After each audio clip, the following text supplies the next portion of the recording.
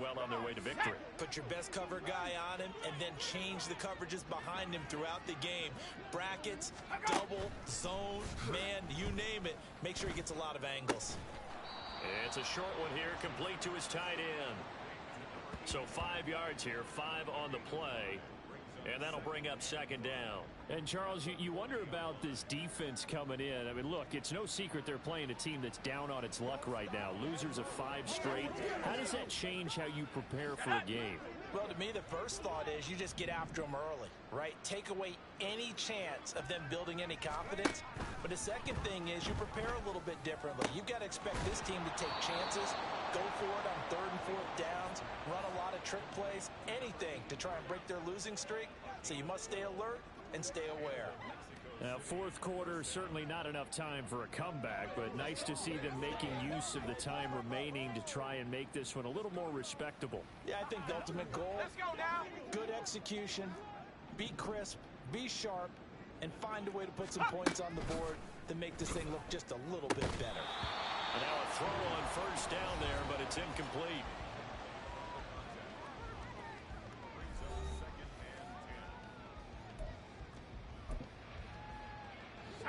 Now a 2nd and 10.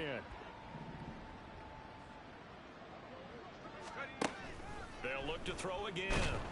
Pressure, and he's going to be taken down. They sack him back right around the 44. They push him back 8 yards that time on 2nd down. This offense so far on 3rd down, not so hot. 2 for 9 to this point. This will be a tough 3rd and 18. A throw there, but that's going to wind up incomplete. So another incompletion there. He's hitting on fewer than half his pass attempts in this one, and that is not a winning formula. Yeah, so let's make sure we give a little bit of credit to the defense here. They've given him a lot to think about, a lot of different looks, and he seems a little bit confused trying to complete passes. 8 yards on the return following a punt of 41. And it will be 1st and 10 as they take over. Dublin's offense now set to take over. And this crowd has certainly liked what they've seen. Their guys fully expected to win this one coming in, and they have not disappointed as they've got the big lead here in the 4th. They'll start on the ground here on 1st down. And they're able to get this one across the 35. 68 yards on the ground for him now as he's done that on 15 carries. The running game continues to be a big part of their success here early in the 4th quarter. And with those types of runs, that tells you they feel very confident in their running game. They feel very strong at this stage of the contest. And they want to keep doing exactly what we saw there, running the ball down their throat. 9 yards is the pickup there, and they'll have a 2nd and 1.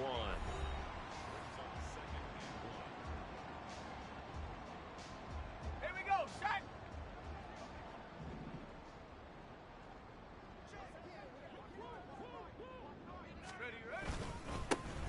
One back in the backfield, he'll get the carry.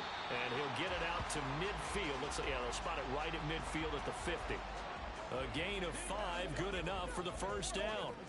Well, that's a carry they have to be satisfied with. And throughout this game, they've been satisfied with what he's given them. Whenever they've needed a big run, a 1st down, he's the guy they've turned to. And it doesn't matter what the defense thinks. They feel like they've got the confidence to keep handing it to him and keep picking up good yardage.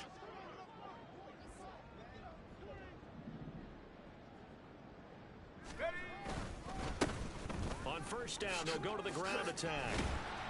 And down to the 44, 5 yards that time. Brandon, I've got to think this offensive line has got some smiles on its faces. And I know it sounds crazy, but they practiced for this back in training camp. They knew they'd be in situations where it'd be extra defenders in the box coming after them, trying to keep them from locking down a game. Right now, they want to show the world they're up to the challenge. And he'll get it inside the 40 to the 39. A gain of 5, good enough for the 1st down. At carries like that, that's how they're going to continue to salt this thing away here, Charles, in the 4th quarter. Yeah, how about that? A new set of downs. Clock continues to move. No better way to close out a game than to tap those mastodons you have up front and say, guys, keep pounding them. Let's keep the ball, keep their offense on the sidelines, and let's close this one out. Oh, good move. And they'll wind up getting this one all the way down inside the 20. Good yardage as he rumbles for 24 and a first. No doubt those are the types of carries they're looking for here, Charles. The lead in the fourth quarter. This is when coaches that have a reliable running game, they breathe a little easier on the sideline. Yeah, they love the idea that they can take the air out of the football at this point of the game. That means they're really counting on that offensive line, counting on the runners, taking care of the football. Because you're going to tell your quarterback, hey, no time to be a hero. We're not going to throw it here. Just eat up that clock. And if you have the ball, they can't score.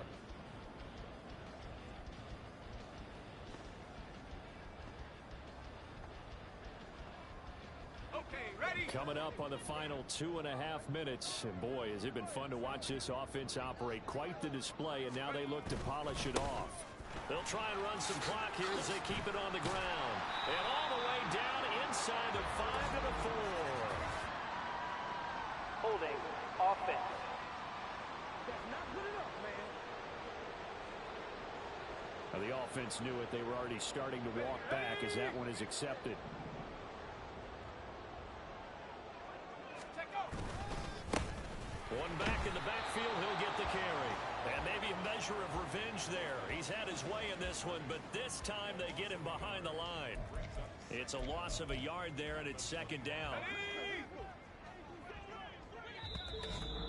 Just 2 minutes remaining here in the fourth quarter of what has been a one-sided affair. So it's our home team here in possession of the football as we come back. They've got a second down now as they look to salt this one away. On second down now, it's Perez. And this one also slow in developing as he's maybe getting back here to the line of scrimmage, but not much more than that. When we talk about defenders, specifically linebackers, keeping their eyes in the right spot, he had that eye down the entire time. And you know that's not easily done because they throw a lot of misdirection at you. They try and fool you and get your eyes in the wrong place. But you're right about that one. He correctly figured that one out and made a really nice play. Now the offense going to use the first of their timeouts as they'll head to the sideline and talk over what to do next.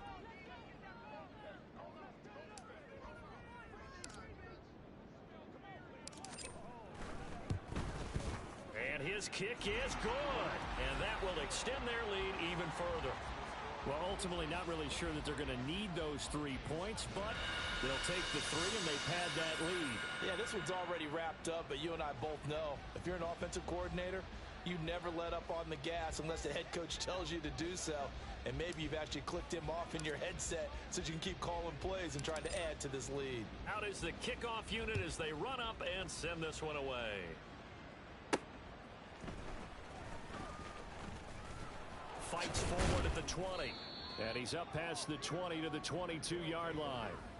And now this offense comes back out onto the field.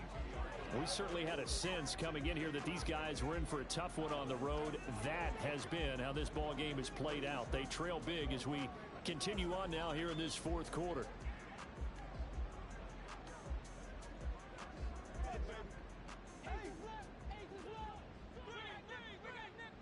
Let's go now. Rig it. On 1st and 10, English. And that'll be off the mark, too far out in front, and it's incomplete. Well, it just seems like all game long there hasn't been a lot of sync quarterback to wide receiver on this side of the football. They haven't been on the same page, quarterback and receivers. Heck, they haven't been on the same grease board when you draw plays up. They haven't been on the same surface tablet that you look at on the sidelines. Nothing's worked for them. They've got to find a way to start matching each other's movements. He'll try again with the arm here on second down. Throwing left side here, and it's complete. And he'll be upended here after a pickup of 3, getting it out to the 25. One thing I think that's safe to say defensively, the tackling's been really good. And because of that, it's been very, very hard for them to move the ball because you're not getting the benefits of run after catch. They're tackling them almost on the spot. That means you have to run extra plays, harder to move it. Oh, he tries to force it in, and it's intercepted. And he'll get this back to the 32-yard line.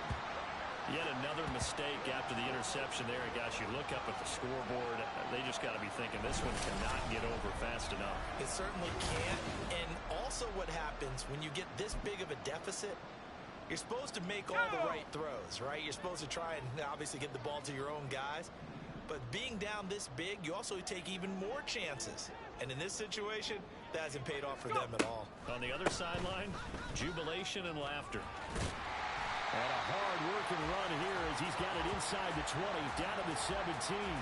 129 yards rushing now as he's done it on 22 carries. Brendan, every great running backs coach I've talked with has always talked about when you have great vision, you're not consciously thinking about your cuts and your moves.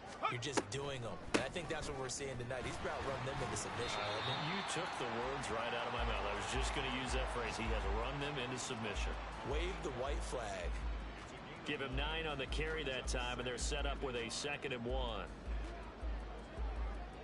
Here we go. Shot. Check it. So plenty of smiles for the folks here as they head for the exits. It's a victory for their hometown guys. And I tell you what, Charles, this might be about as good as it gets. They were incredible. Yeah, offense was in fine form. The defense through the shutout, Adam. I think they worked in concert together. What I like about the offense was they held the ball pretty well. You know, time of possession, exactly what they were looking for in this one. And that helped out their defense.